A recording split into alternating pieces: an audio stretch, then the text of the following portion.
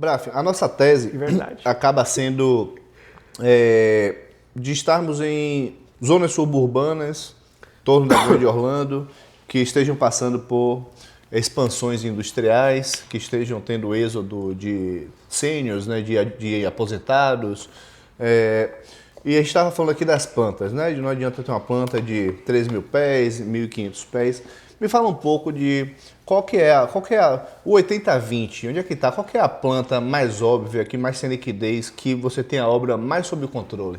A BBG constrói uma casa que são 4 quartos, 2 banheiros, 4 dormitórios, 2 banheiros, sendo que um dos quartos é uma suíte. Uma casa de 1.580 pés, isso dá em torno de uns 170 metros mais ou menos. Garagem para 2 carros, de piso frio, com cabinets de 42 inches, countertops de granito, stainless steel appliances. Para mim é a casa 80-20, como você fala.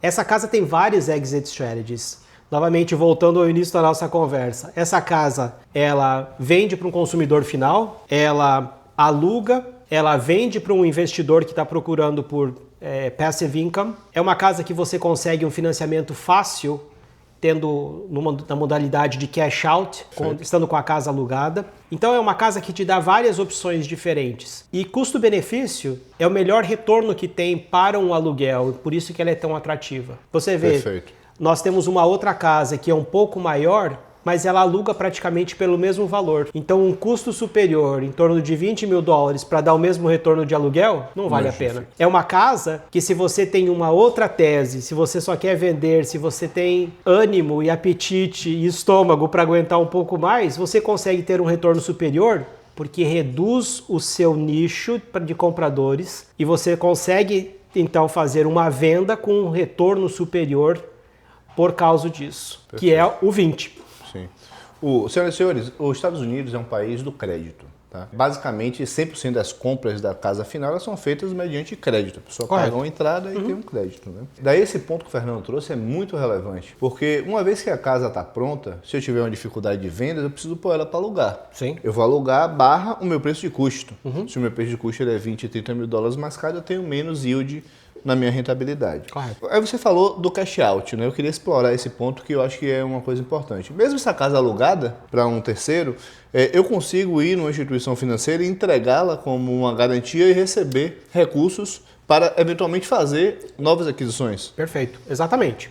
Isso é um processo que é muito corriqueiro nos Estados Unidos para o investidor de real estate fazer um portfólio de aluguel. A maioria das instituições financeiras que trabalham nessa modalidade vão fazer uma avaliação do seu imóvel. Então, digamos assim, vamos hipótese em alguns números.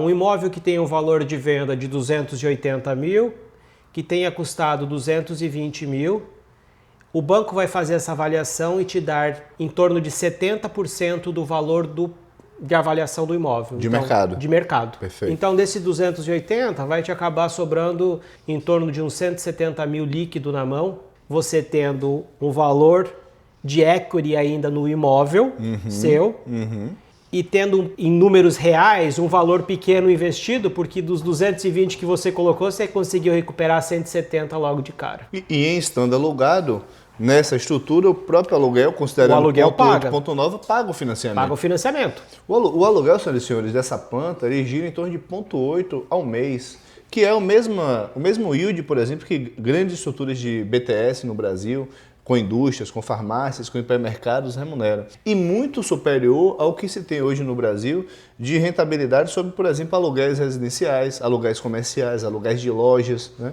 O que eu não diria nem que é uma estratégia apenas de saída, pode ser uma própria tese de alocação. Sim. Porque eu entendo que tem muito menos pessoas aptas a comprarem do que a alugar por conta do score de crédito, né? Com certeza. E o americano, por natureza, ele não tem o costume brasileiro de ter uma poupança, de ser um saver. É muito difícil, e falo para você assim, com propriedade, é muito difícil o cara que tem 15 mil dólares para poder comprar uma casa, para dar entrada na casa hoje. A maioria dos indivíduos que estão comprando casas, eles precisam de uma ajuda, porque eles não têm o dinheiro. E isso é um detrimento para muita gente não conseguir sair do aluguel. Perfeito. Ele paga de aluguel mais do que ele pagaria num financiamento da casa própria, Perfeito. mas ele não tem o dinheiro para dar entrada para poder adquirir o imóvel. Perfeito. Nós vivemos essa realidade também, eventualmente, no Brasil, né? Meu amigo, chegaram algumas perguntas aqui que eu queria explorar com você. Como uma construtora transparente fornece relatórios para que os investidores se mantenham informados? Nós temos um online, um relatório que mostra onde estamos na obra, além de relatórios periódicos que a gente apresenta com fotos do progresso da construção. E como já mencionei anteriormente, no relatório online você também consegue ver a sequência dos pagamentos que foram efetuados e que o crédito foi alocado propriamente na sua casa. Isso tudo é disponível para os investidores, para os nossos clientes. E a gente tem uma equipe de Customer Service que pode responder perguntas que sejam além do que você está vendo online. Maravilha. Outra pergunta aqui bem interessante. Quais os documentos eu devo exigir de uma construtora antes de iniciar uma construção? A gente já tocou nesse tópico mais cedo, certifique-se das credenciais, então as licenças, cópias dos seguros, histórico que a empresa tem, o que já fez, em quais as regiões trabalha, para que você possa ter certeza que está contratando alguém que tem essa propriedade para estar fazendo. É possível pesquisar eventuais reclamações judiciais que a construtora tenha? É possível, isso tudo é public record, tudo é aberto, então com certeza isso também é uma coisa a ser feito. Que aula, viu, meu amigo? Obrigado pelo papo aqui. Eu queria que você trouxesse suas considerações finais aqui para a gente encaminhar para o encerramento. Real estate, para mim, é o melhor investimento que existe no mundo hoje. Para mim também. Eu sei que muito é falado, muito está na mídia, cryptocurrencies, Bitcoin batendo recorde atrás de recorde, mas no final da história, no apagar das luzes, ninguém consegue tirar o terreno do chão para levar. Eu li recentemente um quote que assim, uma das únicas coisas no mundo que não estão sendo feitas mais são terras.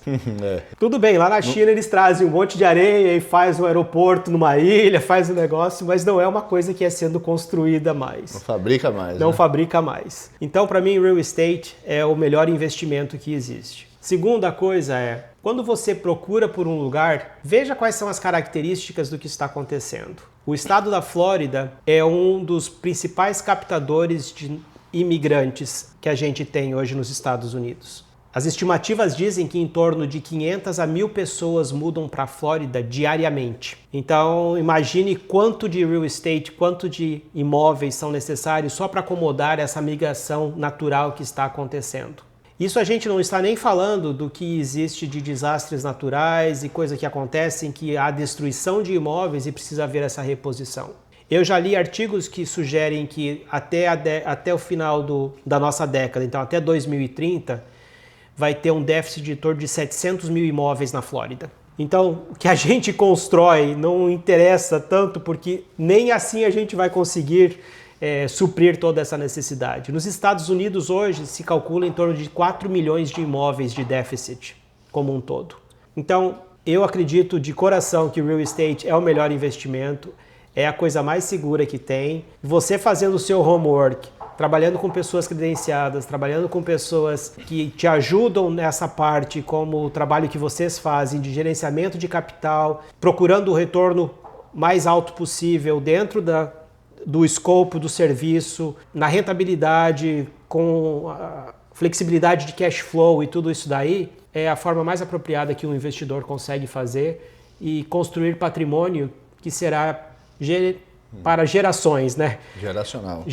Isso mesmo. 60% da riqueza hoje do mundo, segundo o último relatório do BS Private Bank, está em real estate, né? Então. O que conversa diretamente com o que a gente está falando. E efetivamente alocar capital aonde o déficit habitacional ele cresce mais rápido do que a capacidade construtiva, sim, me parece uma tese óbvia. Exato. Senhoras e senhores, eu espero que tenha sido um webinário muito rico para vocês. Se você está nesse momento pensando em construir na Flórida ou está em vias de contratar algum tipo de construção aqui, eu recomendo que você reassista esse webinário com papel e caneta na mão, anote os pontos, os checkpoints todos que você precisa cumprir, precisa acompanhar, precisa exigir, precisa diligenciar antes de você fazer um investimento. Naturalmente, nós atendemos apenas famílias ultramilionárias e a gente tem um cuidado exacerbado com a escolha dos nossos parceiros. Nós só trabalhamos com pessoas de altíssimo nível, extremamente qualificadas, com track record, com robustez operacional e de atendimento para dar suporte